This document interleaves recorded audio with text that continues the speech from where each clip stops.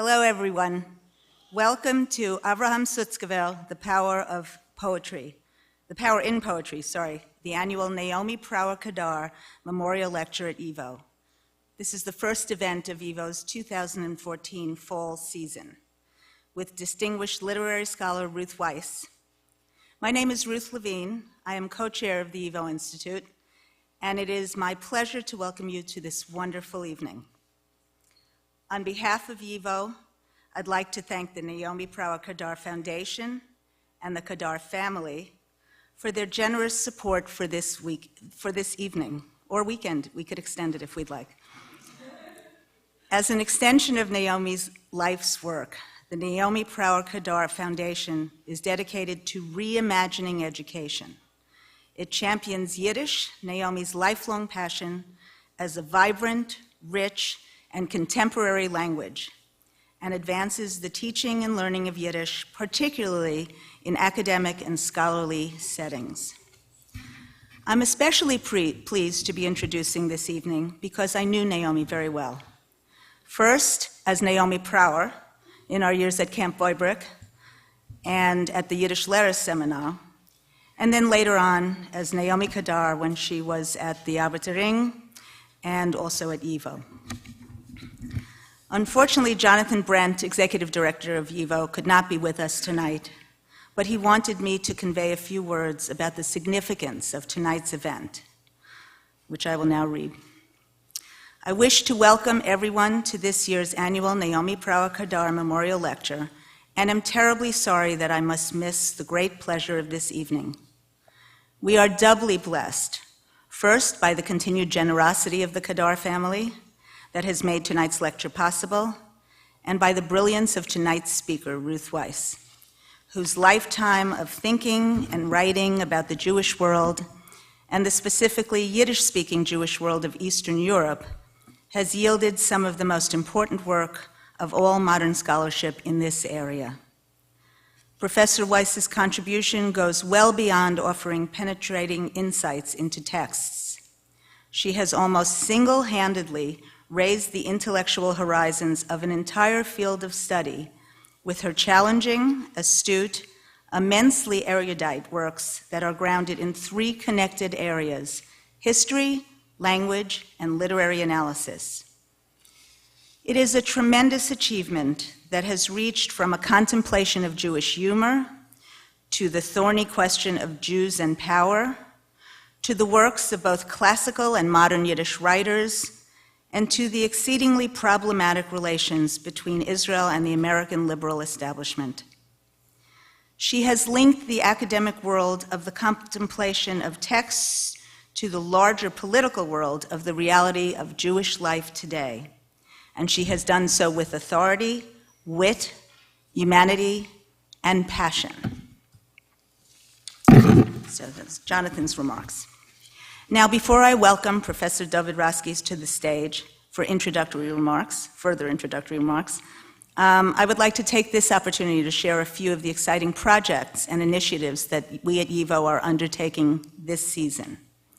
This October, YIVO and the Museum of the City of New York are proud to present Letters to Afar, an immersive video art installation based on a YIVO collection of home movies taken by New York City's Jewish immigrants who traveled back to Poland during the 1920s and 1930s.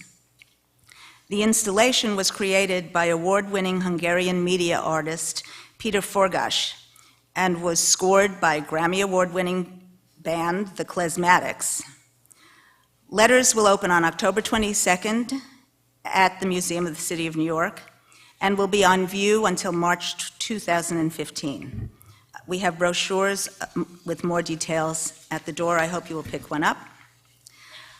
This fall, we will also launch a new Artists and Scholars series, which is a 3 public program series that brings together some of the most innovative artists and scholars to participate in conversations and collaborate on a new Yiddish theater project. You can find more information about this series through our brochure and the Artists and Scholars postcard on the YIVO table outside. And now, it is my great pleasure to introduce Professor David Roskies, the Saul and Evelyn Henkin Chair in Yiddish Literature and Culture, and Professor of Jewish Literature at the Jewish Theological Seminary. A cultural historian of Eastern European Jewry, prolific author, editor, and scholar, he has published numerous books, including Against the Apocalypse and A Bridge of Longing, The Lost Art of Yiddish Storytelling. He is recipient of numerous awards, and it is my great pleasure to welcome him to the stage. Professor David Roskies.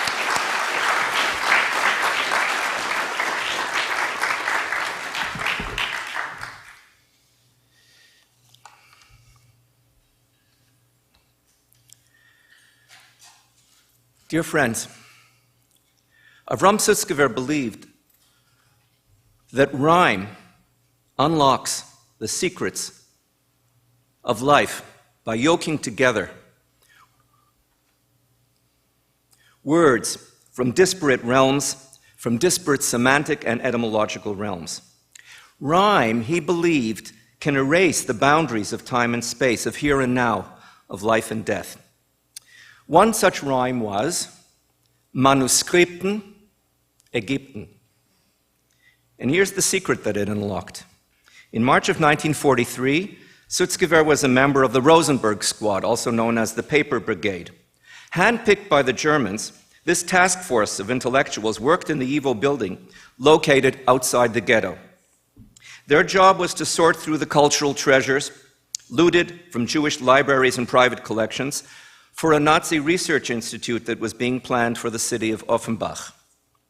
Unbeknownst to the Germans, the Paper Brigade was also hiding and burying the most valuable cultural artifacts in the hope that they would be unearthed after the liberation. What were these buried manuscripts, if not the reenactment of a story that Sutzkever had heard about kernels of grain buried in the pharaoh's tomb in ancient Egypten, Egypt. Discovered after 9 centuries, the seeds of grain were replanted and miraculously took root. So too these buried manuscripts. When the tsunami passed and these buried manuscripts were reclaimed, the Yiddish and Hebrew words, their seeds, would bear wondrous fruit for the Jewish people. Inspired by Sutzkever's example, I too am moved to seek a rhyme that will yoke together past, present, and future, that will explain the confluence of time and space. Finding the rhyme wasn't very difficult. It actually found itself. In the hard drive of Jewish collective memory, Vilna is known as Yerushalayim Delite, the Jerusalem of Lithuania. Both components are Hebraic, which add semantic weight and cultural pedigree to what would otherwise be just another place on the map. Now for the rhyme. Yerushalayim Delite, that most Jewish and venerable of place names, makes a perfect rhyme with elite, from the modern lexicon of words of international provenance. Elite, because Vilna was the seat of Jewish learning, Jewish excellence, an earthly Jerusalem, renowned for its spiritual elite, rather than its wealthy merchants, manufacturers, or benefactors. If we let that rhyme percolate and resonate, we can make sense of how it is that we've assembled here today to mark the 4th annual Naomi Prawer Kadar lecture. It's the rhyme that yokes together Naomi's name with that of the YIVO, with Sutzkever, and with Ruth Wisse. We are here today because almost exactly 50 years ago, on Sunday, the 30th of August, 1964, in the main hall of the YIVO on 5th Avenue and 86th Street, the Yiddish youth movement, Jugendruf, was called into being. Jugendruf was a bottom-up movement of about 100 teenagers worldwide raised in Yiddish-speaking homes who decided to make Yiddish into their core mission. And that mission began with themselves, with the revolution in Yiddish consciousness. Yiddish, they proclaimed, speaking, reading, studying, and especially creating in Yiddish, was their youthful protest against linguistic assimilation, against Jewish self-effacement, against alienation, against a world in which everything around you cried out, minority, minority, minority, Golis, Golis, Golis. Jugendruf stood for fashioning an autonomous Jewish culture by adopting an impossibly high standard of personal behavior and public performance, the sum and substance of which was carrying the badge of Yiddish with pride. Now, to give the story of Jugendruf a more personal, less ideologically fraught direction, I should mention that Jugendruf was co-founded by a 16-year-old high school student from Montreal named David Roskies. And also that in 1966, when they were both already in college, serving as the stylistic editor of the Jugendruf Quarterly alongside Roskies, was a fellow Yiddishist from the Bronx named Naomi Prawer. That is how Naomi and I first met. So that 40 years later, when I served as the advisor for a PhD thesis, Yiddish Children's Literature in America, 1917 to 1948, we continued to speak Yiddish, and only Yiddish, to each other, with the proviso, at Naomi's insistence, that she addressed me as Professor Roskies, until such time as she too was granted a doctorate. Elite, to build a culture. To build a culture after it is hit by a tsunami, the first thing you need is a dedicated, mission-driven cadre of young people who see themselves as the elite shock troops of the Cultural Revolution. All utopian experiments, no matter what their final outcome, model a life of total dedication. They create a hunger for excellence. They are a bonding experience with others who also dream of achieving the impossible. In the wake of a tsunami, you also need one or two survivors, visionaries endowed with boundless energy, creativity, and the spark of genius. And here's where elite is yoked together in rhyme with Yerushalayim delite, because there would be no YIVO today. There would be no field of Yiddish today, were it not for Max Weinreich. And Ruth Wisse would not be delivering the 4th annual Naomi Prawer Kadar lecture if not for Abraham Sutzkever. Neither Weinreich nor Sutzkever, as it happens, was born in Vilna, but key to being a Vilner, as the Gaon of Vilna put it so memorably, is Vilnor. If you work at it hard enough, if you discipline yourself, if you go for broke, vesteech sein werden a goyim. You too will achieve true greatness. Elite in the Litvak system of values is not a matter of lineage, it is a rank, a status that must be achieved. Vilna was just another place on the map. It is thanks to her scholars, pietists, and poets, her visionaries and revolutionaries, that she was transformed into Yerushalayim delite. After the tsunami, the few survivors were scattered to the 4 corners of the world. Then one day, Sutzkever made a trip to Canada. And here's how he inducted Ruth Wisse into the ranks of the Vilnor. The defining moment occurred during the first visit to Canada in 1959 of the Yiddish poet Abraham Sutzkever, whose speaking tour I had helped to organize. One day, when Sutzkever asked me about my professional plans, I told him I was thinking of going to graduate school to take a degree in English literature. "Why don't you study Yiddish?" he asked. I laughed aloud. "And what would I do, teach Shalom Aleichem?" Those words changed the course of my life. The insult to Sutzkever was not as great as the shock to myself. How could I have voiced such contempt for the tradition of literature in which I had been raised? Why mock the prospect of teaching Shalom Aleichem, one of my favorite writers? Along with the education I had received at college, the eclipse of Jewish subjects in the curriculum had apparently persuaded me that Jews had no viable culture, and this in violation of the culture that had produced me. A few days later, I applied to the graduate program in English and Comparative Literature at Columbia University, the only place on the continent where Yiddish then formed part of a graduate degree program. Ruth wrote her MA thesis on Green Aquarium, Sutzkever's breathtakingly original cycle of prose poems. for which she received the Louis Lamed Award in 1961 for the best master's thesis on a Jewish theme, accepted by an accredited American or Canadian university. And finally, I too became part of the rhyme. In my parents' capacious bedroom, I came across an autographed copy of my sister's thesis. I was 13 years old, and I didn't have the wherewithal to read it cover to cover. But it was my first exposure to Yiddish literary scholarship, and the seed was planted. As Manuskripten rhymes with Ägypten, Yerushalayim Delita rhymes with Elita. Thanks to Naomi Prawer Kadar, the seeds of Yiddish utopian dreams planted 50 years ago continue to bear fruit through the wonderful foundation created in her memory. And believe me, you ain't seen nothing yet.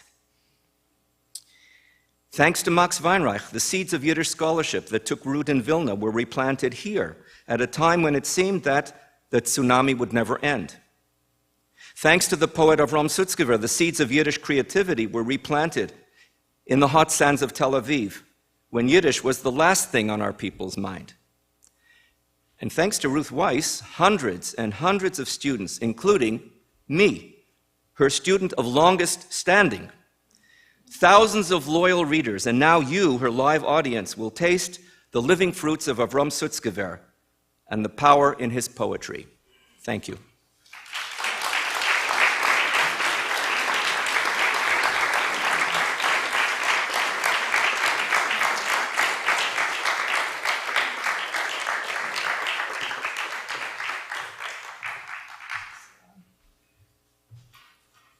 Well, I think you would agree with me that this is a little too much. I'm extraordinarily moved. The YIVO is one of my very favorite institutions. When I studied at Columbia, I spent more time at the YIVO than I did at Columbia.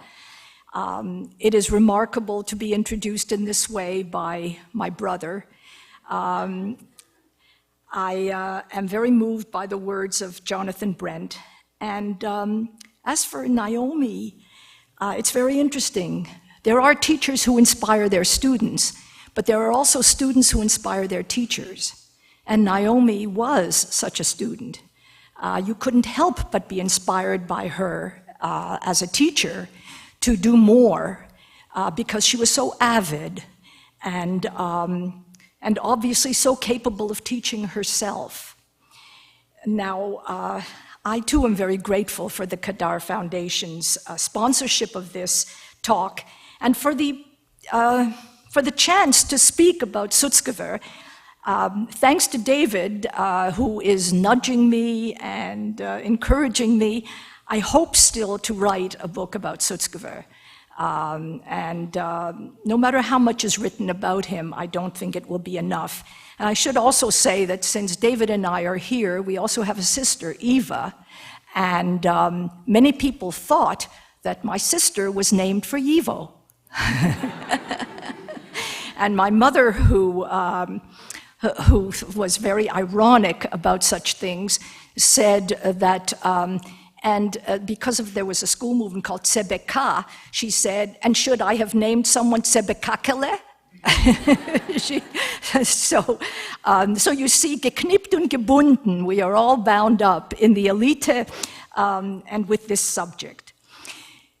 So one weekday morning in 1929, I believe, a teenager auditioned for admission into the recently founded literary and artistic group Jung Vilna.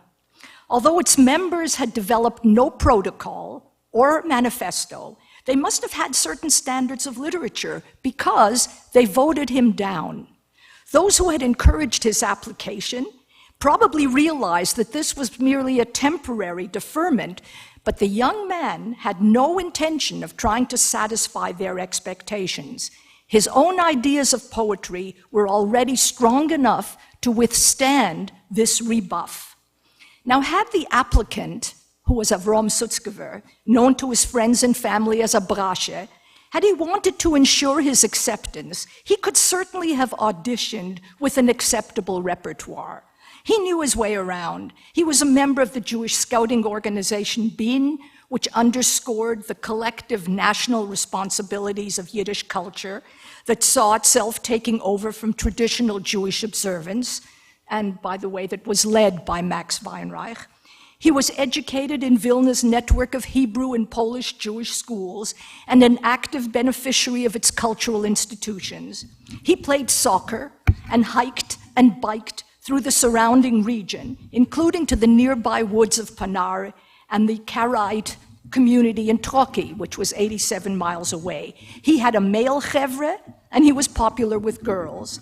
And by the time he auditioned, he was also familiar with the expectations of modern Yiddish verse, especially of Lezer Wolf, the slightly older poet and neighbor who had encouraged his writing.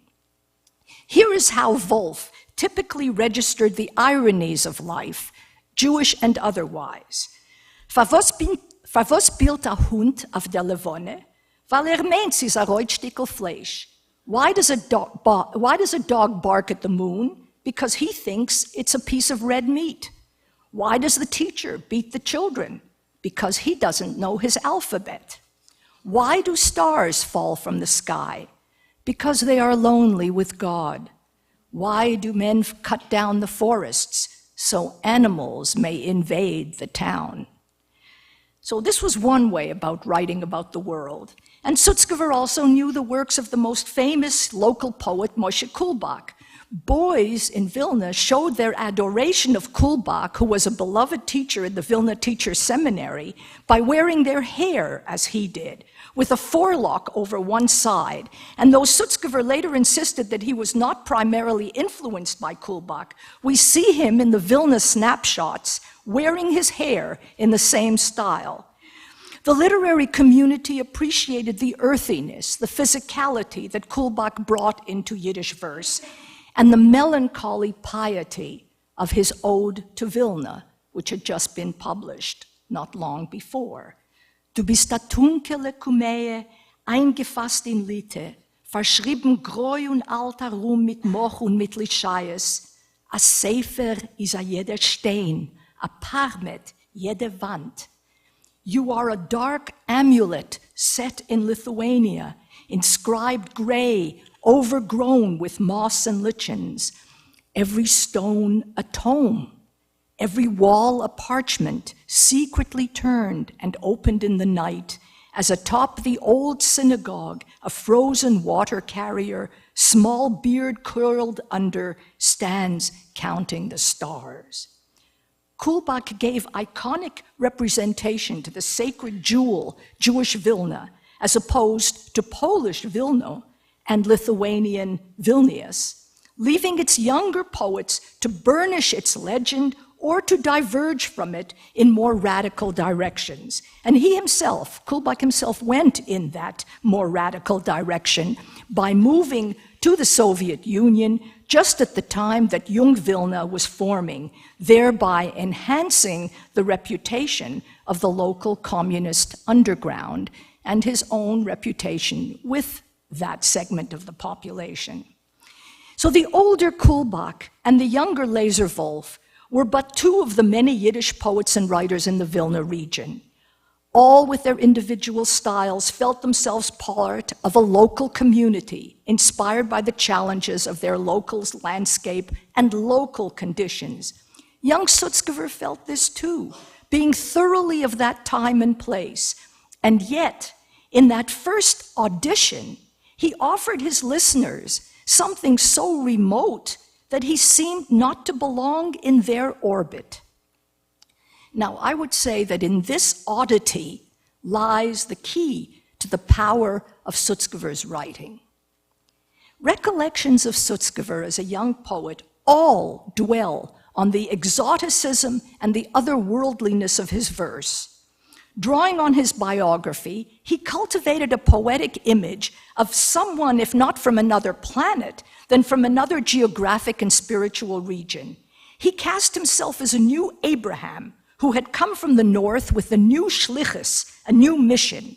From the north, because he had been taken by his parents in infancy from his native Smorgon, a city in the vicinity of Vilna, to Omsk in Siberia, where he spent his childhood, returning to Vilna only at the end of the First World War. His formative impression of his physical surroundings was therefore less of the Vilna alleyways than of the Siberian snowdrifts, and his idea of the surrounding non-Jewish population was Kyrgyzian, not Lithuanian. His father died in Siberia, which meant that when the family, the mother with her 3 children, settled in Vilna, it left part of itself buried there in the north. Sutzkever never returned physically to the graveside of his father, but his first long poem, Siberia, served him in place of a graveside.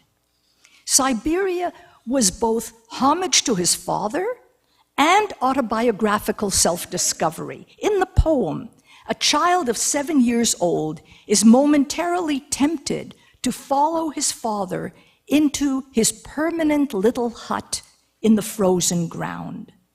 But at the moment of burial, a dove that the boy was carrying in his bosom flies upward into the evening sun, drawing him back to life.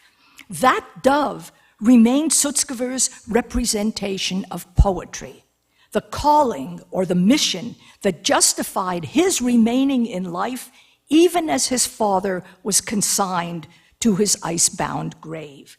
Sutzkever conceived of poetry not as social protest or self-expression, if by that we mean the exploration of personal idiosyncrasies, but rather as personal testimony to whatever endures in the universe, to all that transcends the everyday.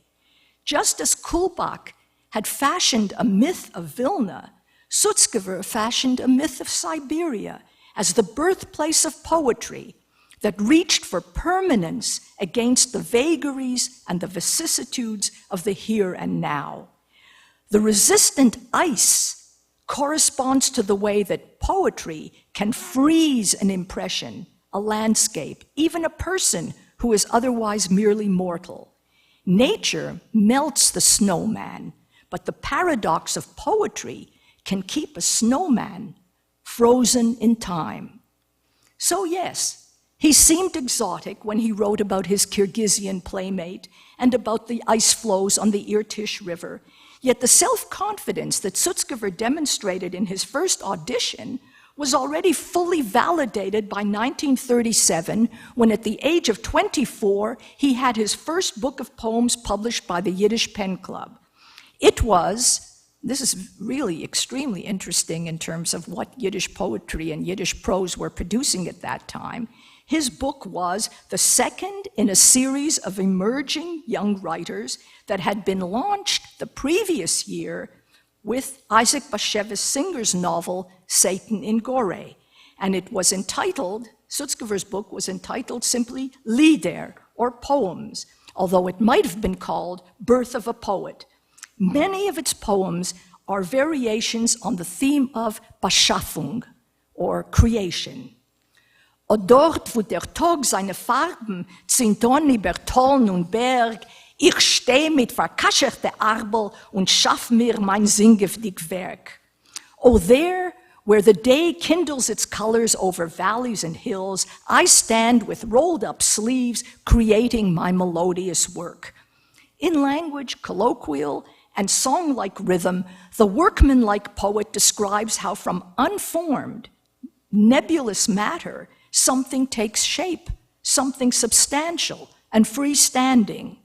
The 9 stanzas show us how nature becomes actualized in the light of day, but these images are merely poetic invention.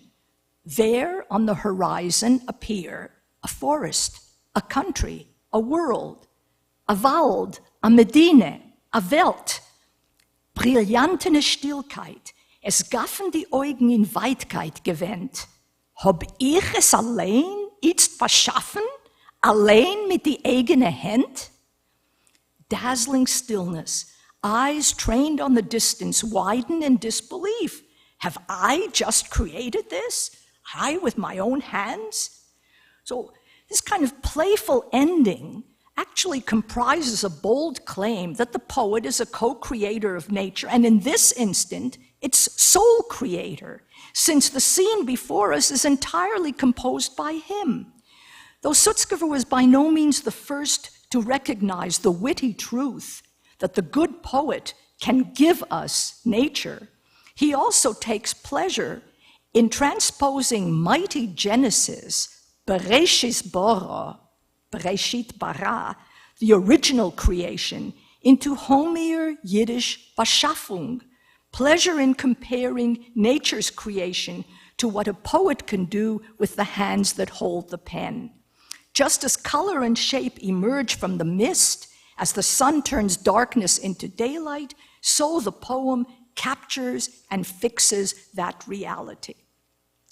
The poems of Sutzkever's Book of Lieder, that includes an early variant of the poem Siberia, these poems defy mortality on the one hand, and they form something out of nothing on the other hand. And this would mean that the poet breaches human limits and claims authority over life and death. Sutzkever's Vilna contemporaries, struck by what seemed to them the airiness of his writing, called him the Ariel of Yiddish literature, after Shakespeare's magical character in The Tempest, as though he were all spirit as opposed to their earthier concerns. And his close friend and active coordinator of the group, Shmerke Kaczerginski, told Abrashe that the times were steel, not crystal, Stoll und nicht Kristall, implying that Sutzkever's verse was too fragile and overly precious. What Kaczerginski and the others missed, given their own anxieties about the actual prevailing social, economic, and political conditions, was the potency of Sutzkever's poetry that went after something stronger than their everyday concerns. Religious Jews had always located their power in the covenantal relationship with the Almighty, a contractual arrangement that required fulfilling God's expectations with the promise of redemption as their eventual reward. Sutzkever had absorbed this to the point of believing that poetry had an equally great responsibility to a transcendent ideal. His tenacity as a poet derived from faith that great poetry supersedes mere existence and can endure beyond it. And incidentally, when he asks, "Have I just created this with my own hands?" it is worth noting that Sutzkever had a very firm handshake, very strong hands, and a powerful grip. Now, as you know, the Germans conquered Vilna in the summer of 1941, 2 years after they had conquered Warsaw, and they quickly made up for the lost time in killing its Jews. They set up 2 adjoining ghettos, which they soon compressed into one, shot tens of thousands in the nearby Ponari woods, starved, humiliated, and otherwise tried to demoralize its population. Like all young men who were considered the prime Jewish targets, Sutzkever lived like a fugitive on the run. His poetry changed. The theme of defiance became more pronounced. But far from making poetry seem irrelevant, life under Nazism turned the creation of Yiddish poetry almost into an end in itself. The work of Sutzkever, as David has told you, the work of Sutzkever that most fascinated me when I began studying Yiddish literature was the series of prose poems of Green Aquarium that Sutzkever wrote in 1953-54.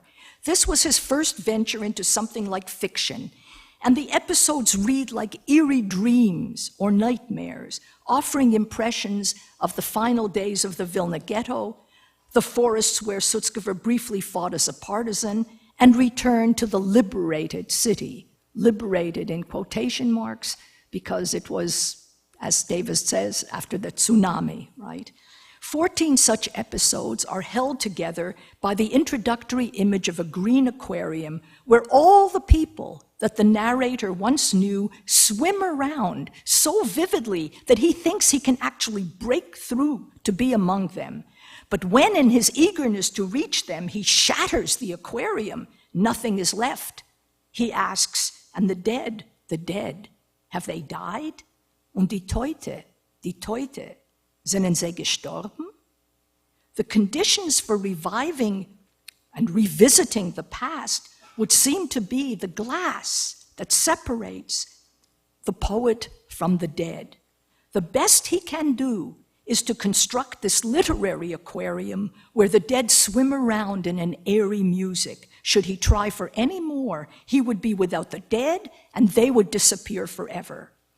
But although this image of the aquarium suggests that literature can only do so much and no more, the first story in this series opens on the opposite note. It opens like this. One day, in the time of slaughter, I sat in my dingy little room writing, as if the angel of poetry had confided to me, the choice lies in your hands.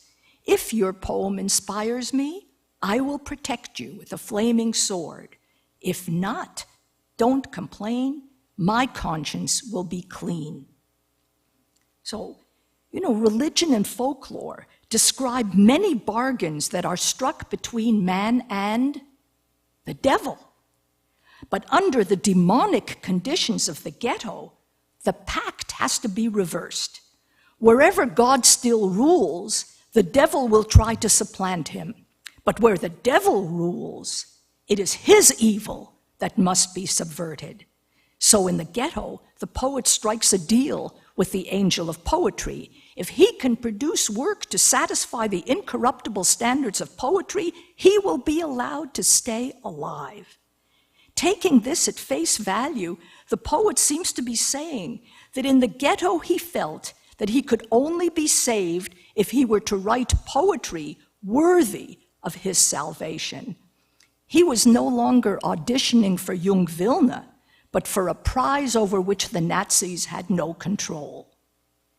Was he an aesthete who worried about the quality of his art as all the Jews around him were being rounded up and sent to their deaths? Should he have been striking a bargain with the angel of good rather than the angel of poetry? In the worst of times, Jews had clung to their moral ideals. Was Sutzkever implying that these were now to be replaced by aesthetic ideals, by the prospect of a good poem rather than a good people? Let's think about it. What would goodness mean for Jews in the Vilna ghetto who were under sentence of mass extinction? Innocence was no defense against Treblinka or the lime pits of Ponare. The Germans had polluted the very category of good and evil to the point that mothers had to smother their children in order to save people hiding in their bunker. Men were forced to betray others in order to keep their own family members alive. Leaders tried to save segments of the population by acquiescing to the relocation of others. What Nazis could not pollute was the standard of a good or bad poem, and the poem could register the goodness that was being brutalized, the innocence that was being murdered, the Jews who were being extinguished. The poem could voice the defiance that was otherwise forbidden. The poet's bargain with the angel of poetry was thus an ultimate bargain for Jewish survival, emphatically including the survival of Jewish values. Indeed, the poems that Sutzkever wrote in the ghetto are his most muscular, his most forceful, and when he read them aloud to audiences or for recording, he stressed their strong beat, their rhetorical strength. Die Lehrerin Mire recalls the efforts of the teacher who conducted a secret school in the ghetto where she instructs and inspires a class of children. She does this as they are progressively reduced from 130 to 7 until she is finally led off to her death with the rest. Much as the legends of Rabbi Akiva and his tortured death conveyed his courage and faith to subsequent generations, Mire is bequeathed to the Jews as a generative source of their staying powers. And thus, till the axe splintered her senses, Mire is the flower and the children bees. The flower has grayed and its limbs have withered, but tomorrow with the dew it will blossom anew. Azoi bis die Hack hat zerspolten dem Sinnen, is Mire a Blum und die Kinderlach binnen. Schon grau ist die Blum und verwelkt ihre Glieder, noch morgen in Toi wird sie aufblühen wieder.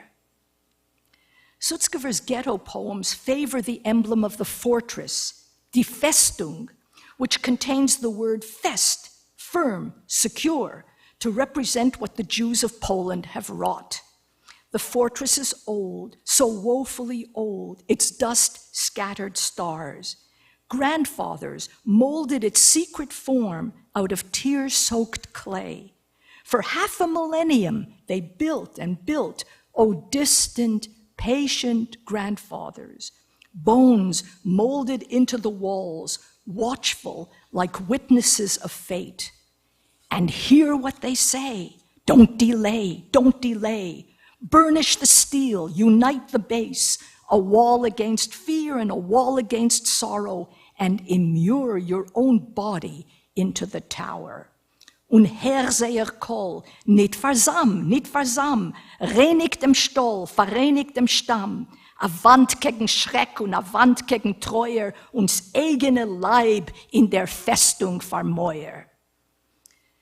When an underground resistance formed in the ghetto, Sutzkever auditioned for it, and this time, into this society, he made certain to be accepted. He helped to smuggle small weapons into the ghetto and to bury precious documents of the YIVO so that they did not fall into Nazi hands. The most important example of resistance he provided for others through his poems, which were read and circulated. These include calls to take up arms, a Nemton dem Eisen, and descriptions of other kinds of defiance, like that of the neighbor who smuggles a flower into the ghetto and bore the lashes of punishment as a flower formed on his flesh. Hiding in a coffin, as in wooden clothes, the poet writes a coffin-shaped poem in which the temporary abode of death allows him to contact his sister, who had died shortly after the family resettled in Vilna. A poem called Nochen Toit rejects the poetic idea of immortality, insisting on the actuality of living this life. And another poem, which has been sung many times in this hall, reaches upward as a prayer from the ruins to the white hand beneath the white stars. Unter deine weiße Stern streck zu mir dein weiße Hand. So the ghetto poems of Abraham Sutzkever would have been enough to secure his fame, but their power had been prepared for earlier, in his much earlier discovery that poetry had an independent standard and a sacred obligation. His alignment of poetry with lasting perfection, his reach for divine grandeur over man's corruption of it, allowed him to locate in every phenomenon a shovel that cuts a worm in two, a pile of still warm horse manure, his own blood running into the lime where he has fallen, allows him to find in such things an alternative, a challenge to the German enemy's destructive will. Jews were the people that absorbed churban, even the most catastrophic defeats, into strengthened resolve to become what they alone were capable of becoming. Like the worm cut in two by the shovel, Jews were preparing themselves, even in the ghetto, to spring back and reclaim their freedom.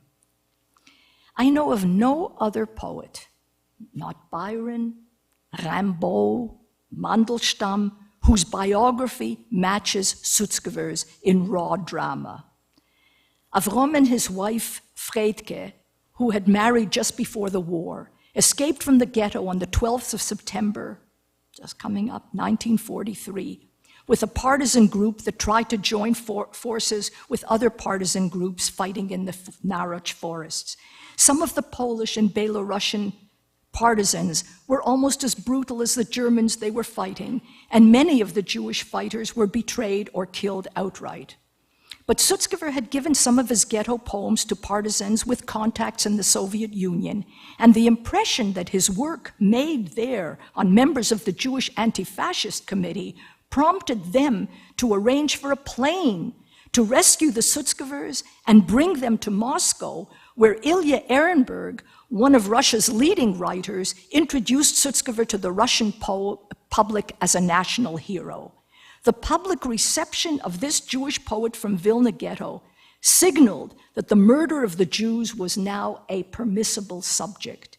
And for the first time, Pravda wrote openly about the Holocaust and about the Jews who were then participating in the war against Nazi Germany.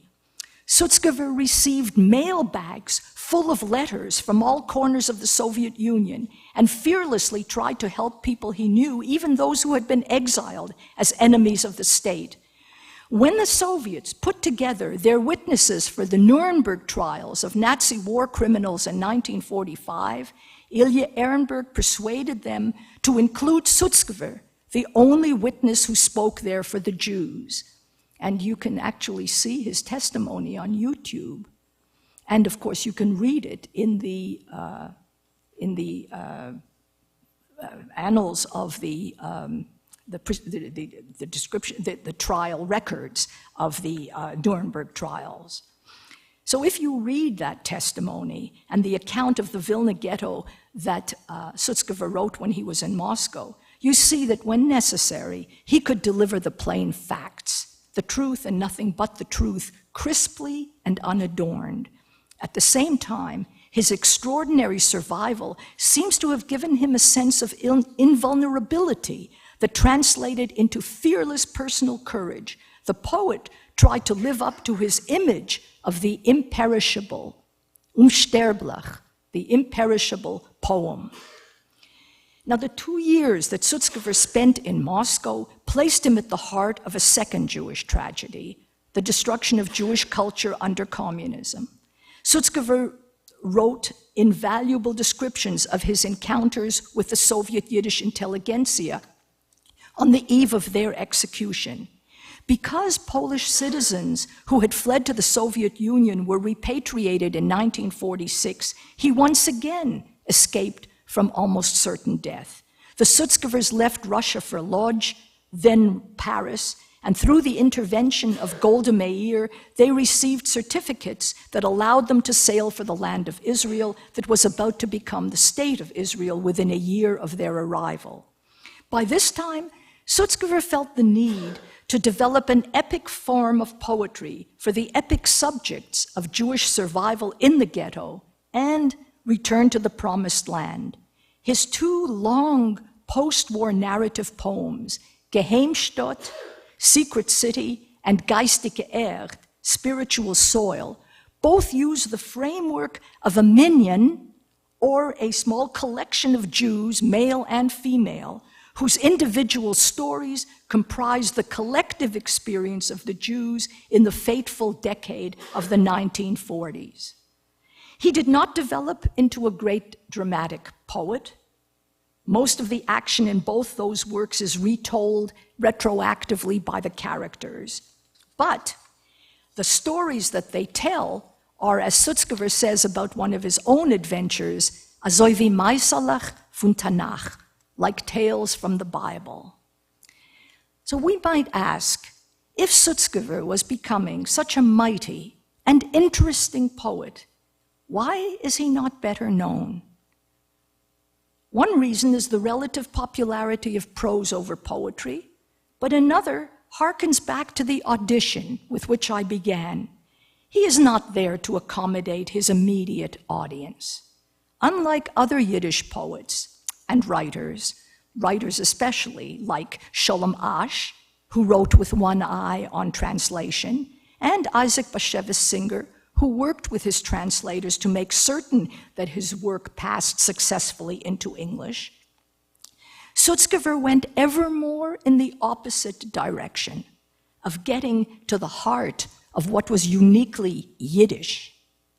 Let me bring as an example the opening lines of the epic that I mentioned, Geistige Erd, that chronicles the voyage of several survivors on their way to Palestine in 1947.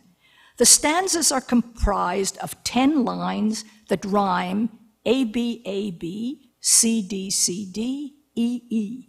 I will cite only the first 6 lines, which will leave us dangling a little, but hopefully will help to make the point. Noch heudet sich die Erd, uns hat kendeje die Zeit nicht auf dem ständigen Sikorn. In seine Chwaljes zieht mein Odyssee zusammen mit die Jahren, Jahren, Jahren. Wohin?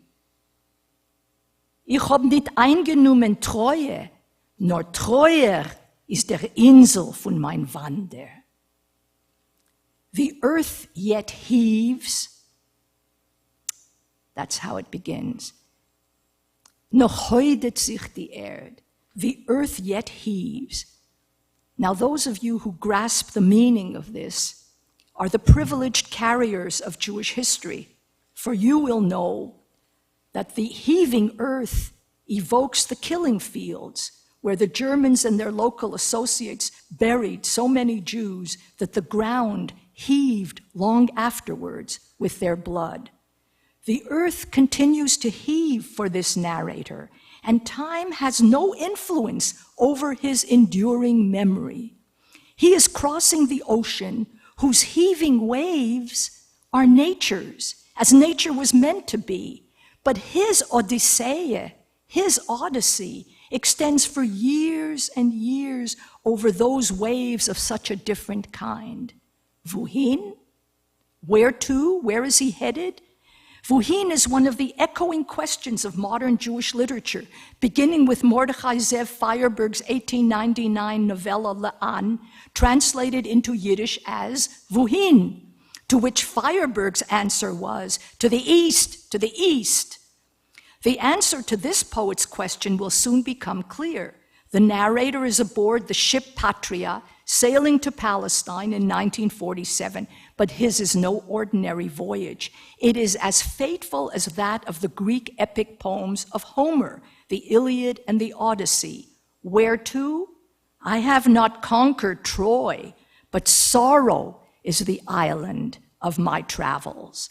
The pun of Troje and Treuer compares the poet's conquest of sorrow to the war that Odysseus had waged over Troy.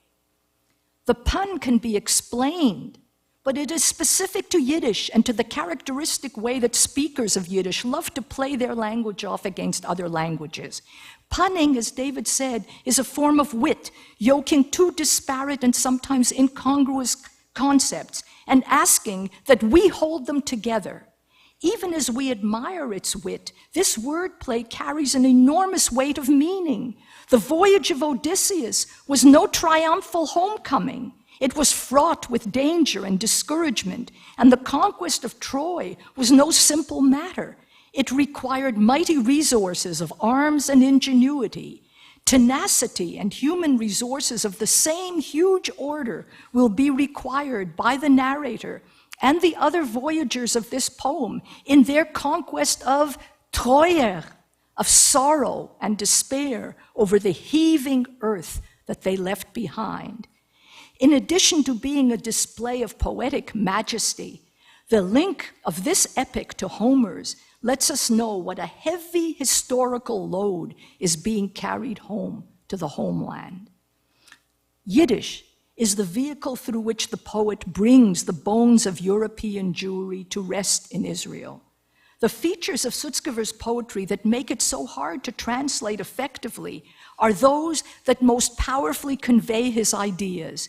He is a highly intelligent poet who is equally concentrated on aesthetic perfection, and the compression of these contrasting impulses results in what seems like difficult verse. The way he exploits the resources of Yiddish in puns and rhymes and the creation of words pays off for those who can read him in the original, even as the breadth and fascination of his poetry does invite universal attention, and I think is receiving more and more of it, slowly, but I think surely.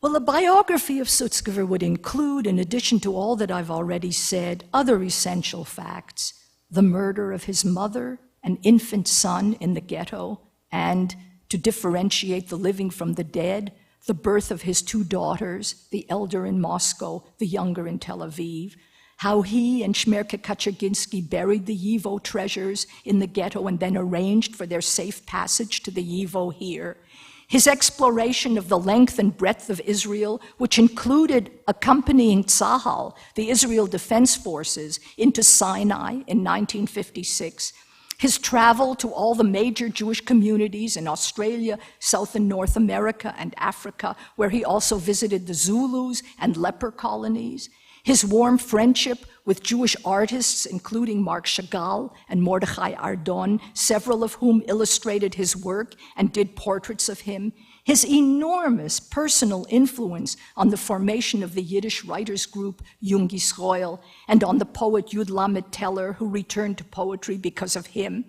Discouraged by others from attempting to establish a Yiddish journal in Israel, Sutzkever accomplished this within a year of his arrival in the country. Within a year, he had managed to convince the Histadrut to sponsor his quarterly.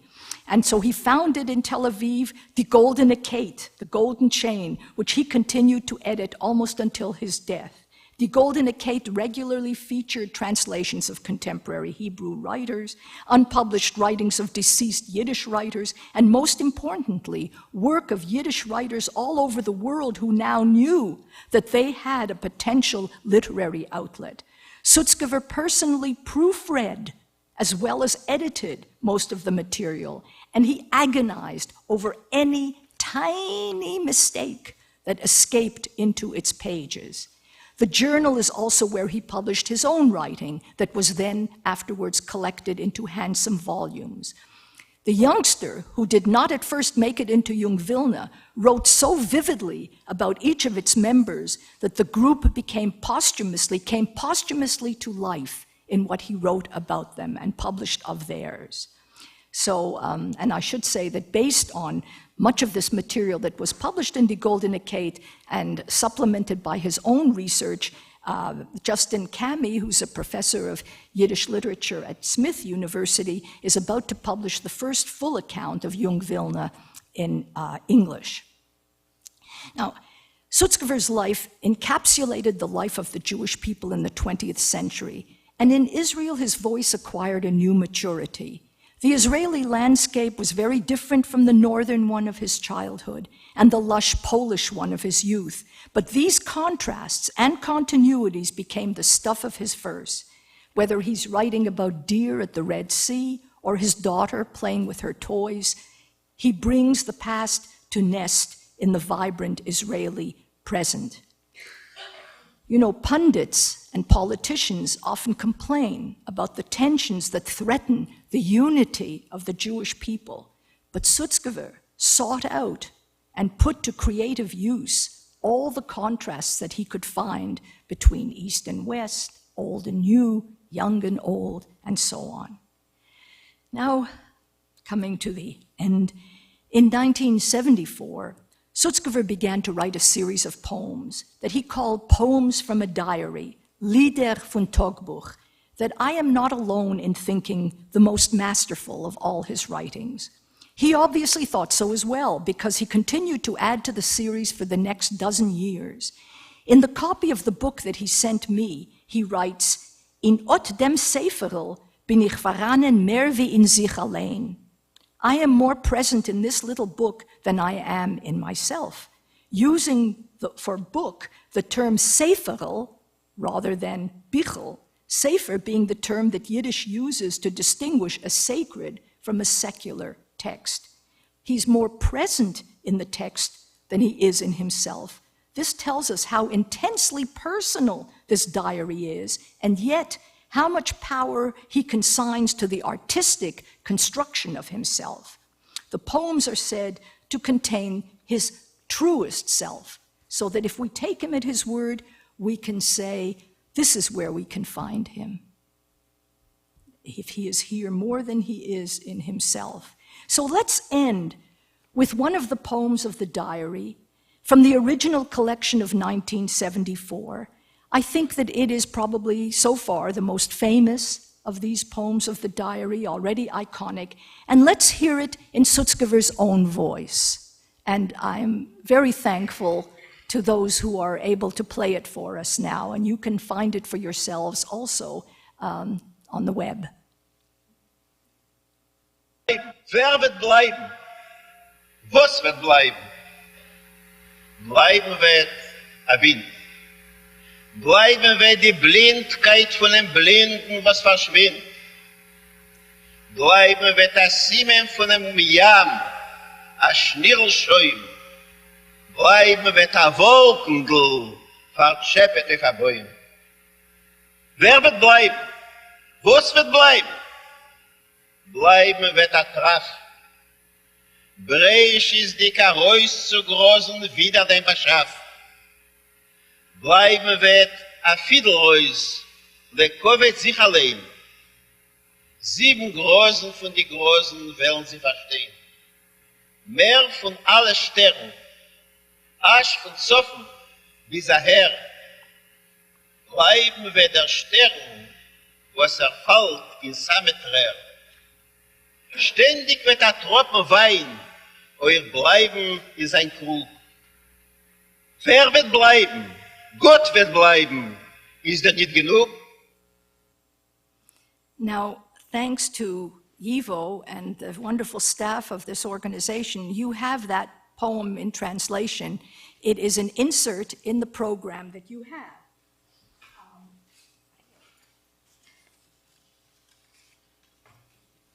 And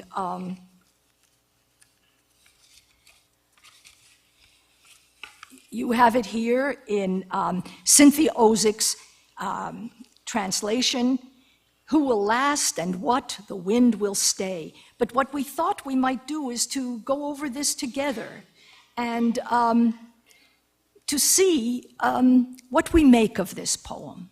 So let's start with the question. Wer wird bleiben? Was wird bleiben? And you hear how Sutzkever reads it.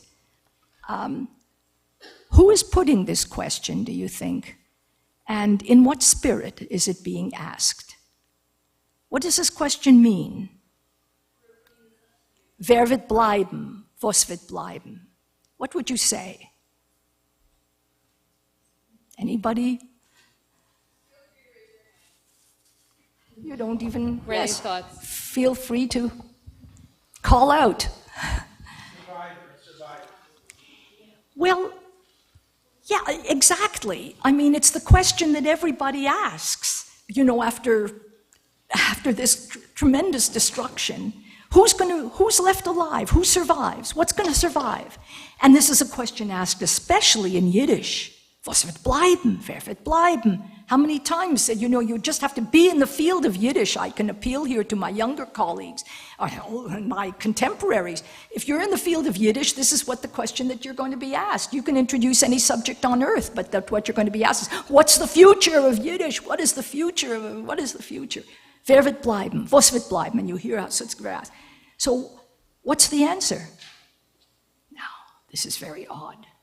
What do we say wird bleiben? We put up monuments, we put up museums, right? We say, let's have more children that will stay in the world. This is, we try to substantiate. And then Sutzkever's answer, the voice changes. Bleiben wird ein Wind, a wind. Bleiben wird die Blindheit von dem Blinden, was verschwindet. It's like a very strange puzzle.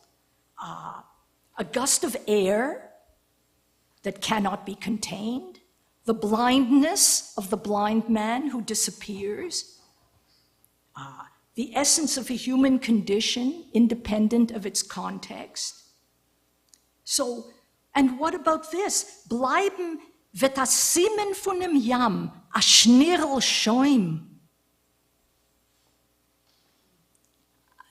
Please.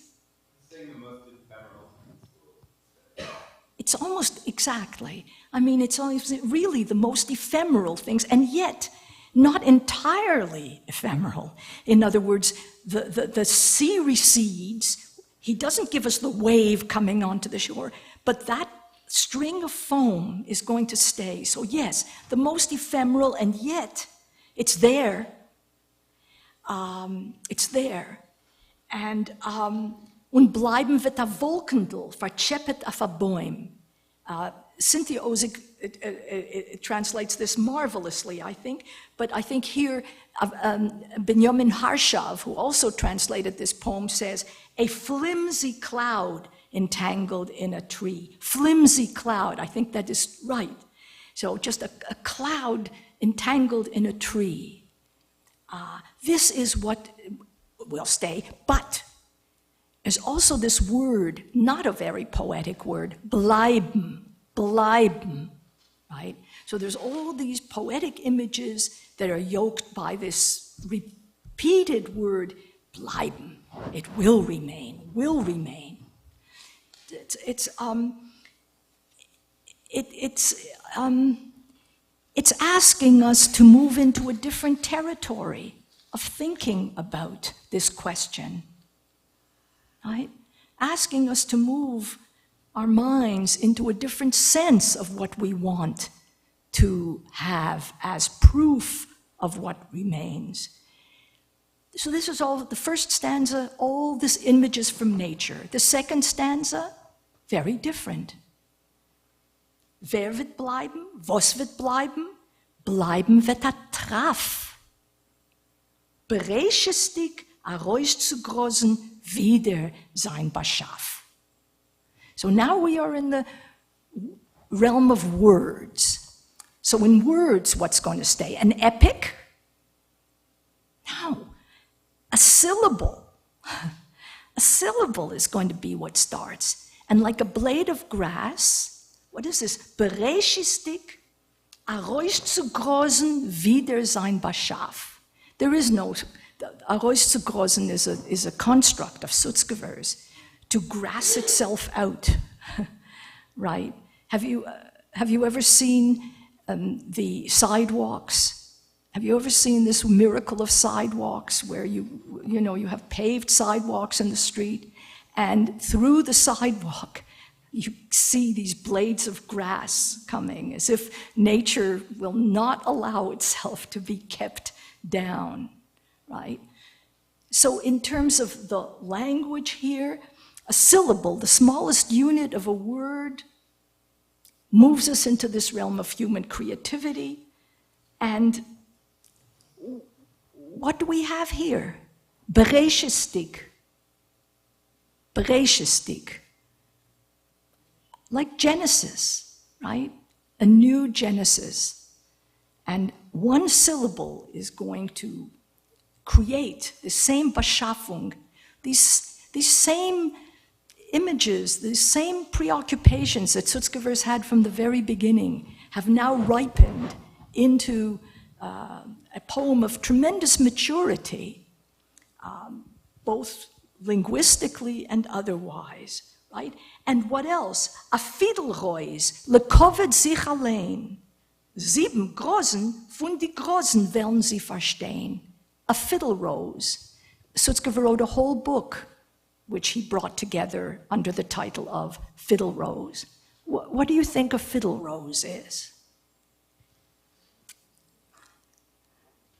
What would you say a fiddle rose is? You can just call out. Does anybody have?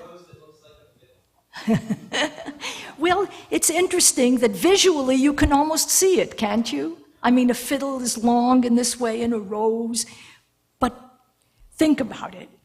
They are, you can yoke them together, but you see how disparate they are, the two of them. A fiddle is sound which can only be created by extreme human effort, and a rose grows naturally, so it's nature and art combined in this strange form, the visual and the sound combined in one.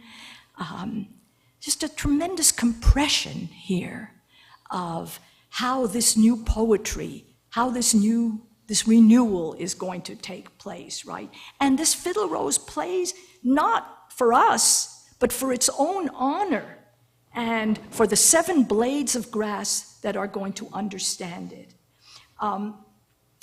Allein und verstehen is very interesting as a rhyme. Allein und verstehen. If you're playing for yourself, you would appear to need no one to understand you.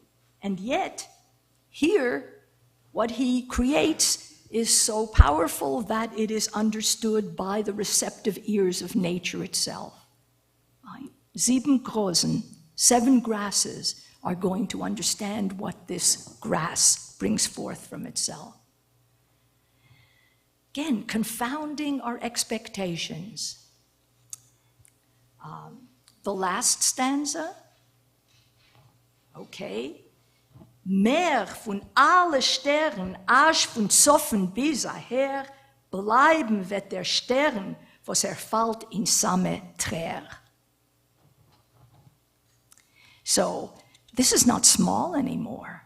This is now like a child saying, this is so big, it's the biggest, the vastness of the heavens, more than all the stars.